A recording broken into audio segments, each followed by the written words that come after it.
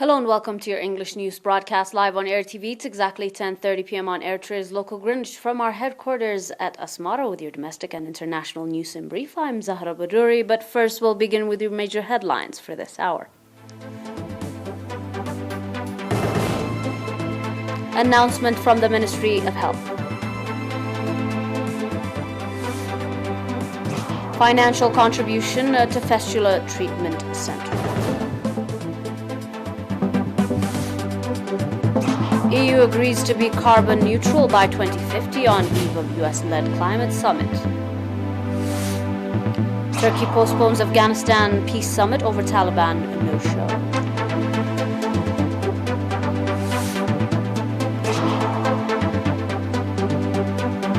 Welcome to your domestic in brief.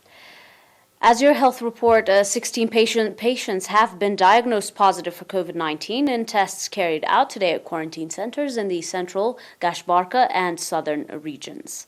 Out of these, 8 patients are from quarantine centers in Asmara Central Region, 7 other patients are from quarantine centers in Adibara 5 and Girmaika 2, Gashbarka Region. The last patient is from the quarantine center in Mandafara Southern Region.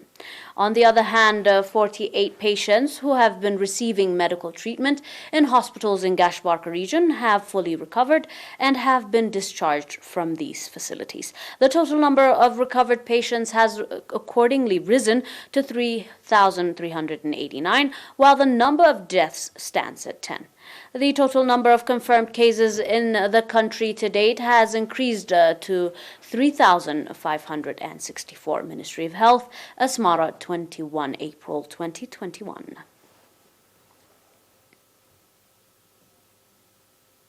Eritrean women residing in Sweden extended financial and material support to the National Fistula Treatment Center in the southern region.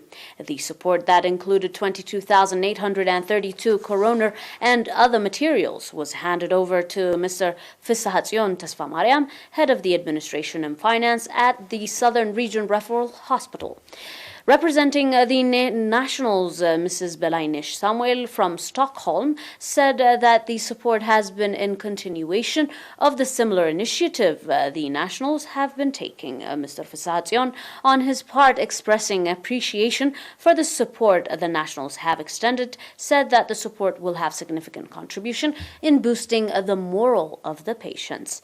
In related news, the National Union of Eritrean Women branch in Ansaba region extended financial support to 75 disadvantaged women and families being supported by women.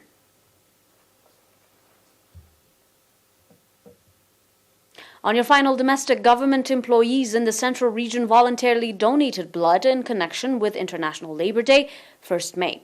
The voluntary blood donation program was organized by the National Confederation of Eritrean Workers, National Blood Transfusion Center, as well as National Voluntary Blood Donors Association, and that between 9 and 19 April, over 300 bags of blood has been collected.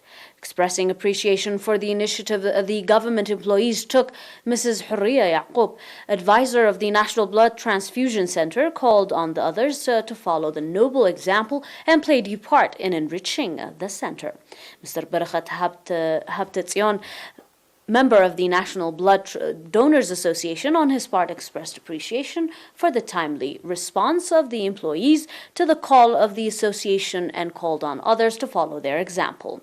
According to the reports from the National Confederation of Eritrean Workers and the International Workers' Day will be observed with various programs, including planting of the tree seedlings, environmental sanitation activities, among others.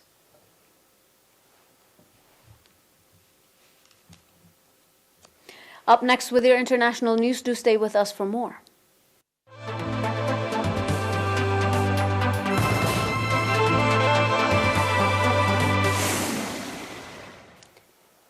And on your global report, the European Union reached an initiative climate deal that should make the 27th nation bloc climate neutral by 2050, with member states and parliaments agreeing on the target on the eve of a virtual summit that U.S. President Joe Biden would host. EU Commission President Ursula von der Leyen said early Wednesday that their political commitment to becoming the first climate neutral continent by 2050 is now also a legal legal commitment. The climate law sets the EU on agreeing path for a generation under the provisional deal reached after officials negotiated through the night. The EU also commits itself on the intermediate target of cutting greenhouse gases emission by at least 55% and by 2030 compared to that of 1990 levels. Up to now, the 2030 target had been 40%, but under the pressure of increasing evidences of climate change and more environmental consciousness, to electorate, that target was pushed up even if the EU legislature had wanted a 60% target. The Greens specifically complained that too many accounting tricks had been used to reach the level of 55%, while in reality the reduction would be lower. The United States, the world's second biggest polluter after China, is prepared to announce its new target for cutting greenhouse gas emission by 2030. Under Biden, the United States has returned to 2015 Paris Climate Agreement, and all global partners will be meeting in Glasgow, Scotland, to push for strong targets. But Washington and Brussels are among to go carbon neutral by mid-century, a goal scientists say need to be achieved to keep average global temperature from rising about 2 degrees Celsius by the year 2100. The Paris Accords more ambitious targets of keeping global warming at 1.5 degrees Celsius, 2.7 degrees Fahrenheit by the end of the century compared with pre-industrial times would likely require even more drastic worldwide cuts in emission. Wednesday's EU deal will still stand to be officially approved by the member states and legislature, but should be little more than a rubber stamp. On your final report, Turkey says it is postponing a much-anticipated Afghan peace conference in Istanbul until the end of the Muslim holy month of Ramadan. Turkish Foreign Minister Mevlut Cavusoglu told the Haberturk news channel on Tuesday, said that they thought that it would be beneficial to postpone it, and that they consulted Qatar and the United States and the United Nations as well, and decided to hold it after Ramadan and Eid festivities. Cavusoglu added that there's no need to hurry after the recent discussions or decisions by the U.S. To withdraw its troops from Afghanistan. The Eid al-Fitr holiday follows Ramadan, which ends this year in mid-May. The international conference deemed essential for the war-torn country's future aimed escalating violence was scheduled to be held for April 24th until May the 4th. The Taliban had earlier refused to attend any Afghan peace summit until all foreign forces were pulled out of Afghanistan. Cavusoglu further said that the conference would be meaningless without the Taliban joining. Momentarily, they decided to postpone it since there's no clarity about the formation of the delegations and participations, and that the aim is not to initiate alternative talks to Doha, but to contribute to the process. Hosting the meeting together in Istanbul will be Turkey,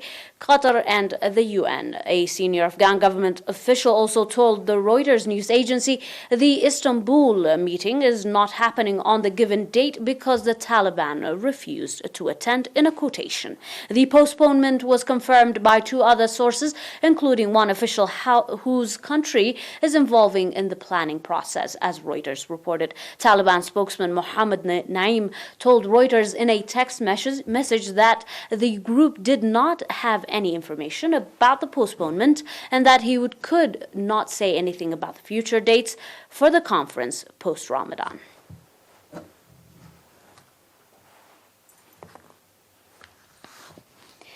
Dear viewers, that is all for now with your domestic and international news in brief. Until we are back with some more news, stay and enjoy the rest of our programs. But until then, have a nice one.